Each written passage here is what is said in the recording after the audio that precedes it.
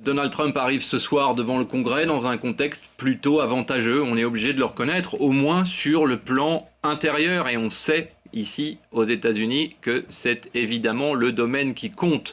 L'économie américaine tient, la croissance reste dynamique, c'est le moins qu'on puisse dire, le chômage est bas, et même si l'inflation a laissé des traces dans l'opinion, des traces indélébile, on peut le dire, elle a nettement ralenti ces derniers mois. Les marchés financiers ne s'y trompent pas d'ailleurs. Or, ici, ça reste le meilleur indicateur. Wall Street évolue à des niveaux élevés et tout ça nourrit un récit présidentiel plutôt flatteur, évidemment. L'Amérique, selon lui, est de retour. C'est sa formule favorite et politiquement aussi, il est en position de force. Le Parti républicain est largement aligné derrière lui. Il n'y a plus de front structurés et ceux qui s'y sont essayés ont tout simplement disparu de la vie politique.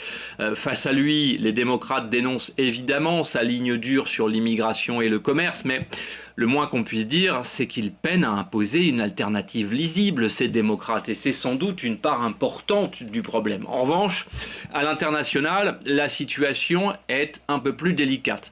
L'Ukraine reste une impasse, et cette journée du 24 février en témoigne. Le Moyen-Orient reste instable malgré la fin de la guerre à Gaza. La relation avec la Chine est plus tendue qu'il y a un an. Rappelons que la marine chinoise croise désormais la marine américaine au large de l'Iran, ce qui est quand même une nouveauté. Et donc oui, le contexte domestique est favorable, mais l'environnement stratégique, lui, est tout à fait incertain.